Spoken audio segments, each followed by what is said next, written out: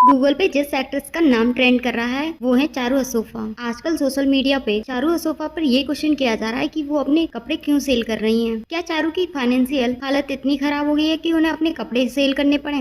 कुछ इसी तरीके के कमेंट किए जा रहे हैं चारू की एक वीडियो पे जिसमें वो कपड़े सेल कर रही हैं। जब से ये वीडियो वायरल हुआ है तब से कुछ लोग तो इन्हें सपोर्ट कर रहे हैं और कुछ लोग ये बोल रहे हैं कि इनकी हालत इतनी ज्यादा खराब हो गई है। ये एक तरफ डिवोर्सी भी हैं और उनकी एक बेटी है और ऊपर से उन्होंने मुंबई भी छोड़ दिया है, वो बीकानेर शिफ्ट हो गई हैं और उन्होंने एक्टिंग से भी ब्रेक ले लिया है। आज हम चारू के बारे में बात करेंगे, उनकी फुल लाइफ के बारे में, क्यों उन्होंने डिवोर्स लिया और क्यों वो कपड़े सेल कर रही हैं, क्यों उनका राजीव के साथ डिवोर्स हुआ है और एक बार उनकी एंगेजमेंट भी टूट गई थी और क्या वो फाइनेंशियली वाकई में स्ट्रगल कर रही हैं। आज ये सब बात करेंगे हम इस वीडियो में। सबसे पहले हम बात करते हैं चारू की पहली शादी के बारे में जो 2007 में हुई थी। वह शादी किससे हुई थी ये तो चारू ने नहीं बताया, पर वह कोई बीकानेर का बिजनेसमैन था। उसके बाद चारू 9-10 साल उसके साथ रही थी और कुछ वक्त बाद इन दोनों में भी प्रॉब्लम्स आने लगी थी। 2016 में इन दोनों ने भी डिवोर्स ले लिया था। डिवोर्स के कुछ वक्त बाद ही चारू ने एक नया शो किया था मेरे अंगने, और इस शो में उन्हें अपने को एक्टर से ही प्यार हो जाता है, नीरज मालविया से। बट इस शो में तो ये दोनों भाई बहन का रोल निभा रहे थे, बट कुछ वक्त बाद ही इन दोनों ने एंगेजमेंट कर ली।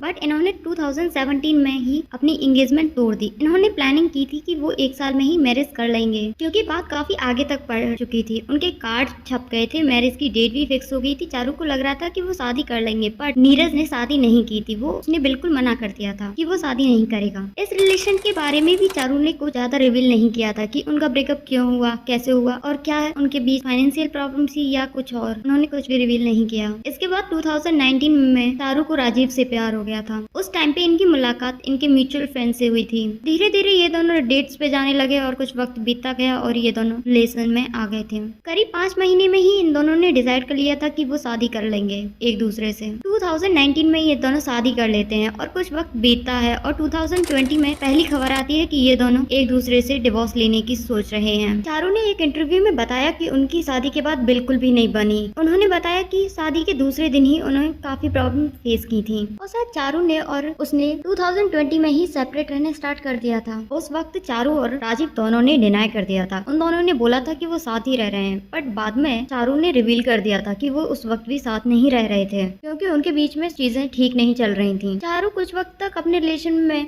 एफर्ट्स लगाती रही और चांस देती रही थी। 2020 में इन दोनों की एक बेटी हुई थी, उसका नाम उस दोनों ने जियाना रखा था। इसके कुछ वक्त बाद ही राजीव और चारू डिसाइड करते हैं कि वो डिवोर्स ले लेंगे। ये 2022 की बात है और फिर कुछ वक्त बाद बीतते ही ये दोनों डिसाइड करते हैं कि वो अपनी बेटी के लिए दोनों एक साथ ही रहेंगे। ऑलमोस्ट इनका डिवोर्स होने ही वाला था, बट ये कहानी में ट्विस्ट डाल ही देते हैं। बट ये ठीक भी है कि अब वो अपनी बेटी के लिए साथ तो रहने की सोच रहे थे। वो अलग बात है कि इनका रिश्ता नहीं चला, इतने चांस देने का कोई फायदा नहीं। और 2023 में ये दोनों अलग हो ही जाते हैं। ये डिसाइड करते हैं कि डिवोर्स ले लिया था। मतलब चारू ने डिवोर्स के रीजन भी बताए थे, काफी सारे हैं, बट इन दोनों के ही रीजन अलग अलग हैं। चारू ने ये भी कहा था कि राजीव उसे फिजिकली अब्यूज करता है और चारू ने ये भी बताया कि राजीव अक्सर घर छोड़ के चले जाते थे, तब भी उन्हें गुस्सा आता था। तब वो चारू को कुछ भी नहीं बताते थे और घर छोड़ के चले जाते थे। ये चारू ने खुद ही रिवील किया था। राजीव चारू को लेके बहुत ज्यादा पजेसिव था। वो अपने को एक्ट्रेस के साथ भी काम नहीं करने देना चाहता था। चारू बस घर पे बैठ के उसके साथ रहे। मे भी यही ख्याल होगा।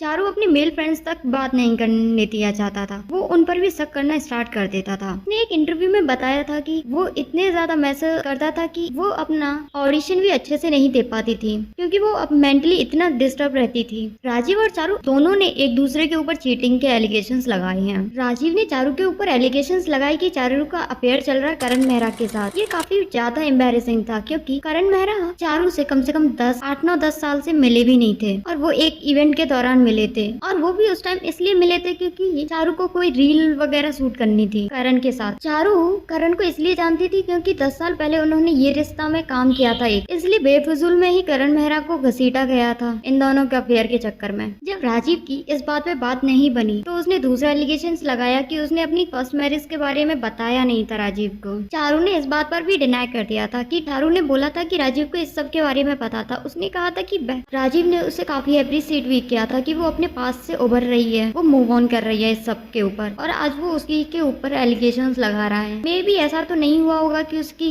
पिछली मैरिज के बारे में उसे पता ना हो राजीव को। ये तो मुझे एलिगेशन ही लग रहा है। बस कुछ वक्त बीतने के बाद चारू ने डिसाइड किया कि वो मुंबई छोड़ देगी और बीकानेर ही शिफ्ट हो जाएगी। उसके लिए बीकानेर में रहना काफी इजी होगा क्योंकि वहाँ पर उसकी फैमिली भी रहती है और उसकी बेटी भी काफी छोटी है, तो वो अपनी बेटी को अपनी फैमिली के साथ रखना चाहती है। इस टाइम उसकी बस प्रायोरिटीज चेंज हो गई है क्योंकि उसने एक्टिंग से भी ब्रेक ले रखा है और वो डिजिटल कंटेंट डालती है। वो तो वो कहीं से भी डाल देगी, जरूरी थोड़ी मुंबई में बैठकर ही डाले। अब बात आती है कपड़े सेल करने की। उसने कोई कपड़े नहीं सेल कर रही, वो अपनी ब्रांड का प्रमोशन कर रही है। वो गरीब नहीं हो रही, वो अमीर होती जा रही है, बहुत ज्यादा अमीर हो रही है भाई। उस टाइम लोगों को लग रहा था कि उसकी फाइनेंशियल हालत बहुत ज्यादा खराब है क्योंकि उसने मुंबई में छोड़ दिया है ना, इसलिए लोग कह रहे थे कि मुंबई बहुत ज्यादा एक्सपेंसिव है इसलिए उसने छोड़ दिया, बट ऐसा ही नहीं है। हाँ एक्सपेंसिव तो है, बट वो मुंबई इसलिए नहीं छोड़ा कि वो एक्सपेंसिव है। बीकानेर जाने की उस पर रिसेंटली कोई प्रोजेक्ट नहीं है जिस पर रुककर वो काम करे, इसलिए उसने मुंबई छोड़ दिया और बीकानेर शिफ्ट हो गई। और उसका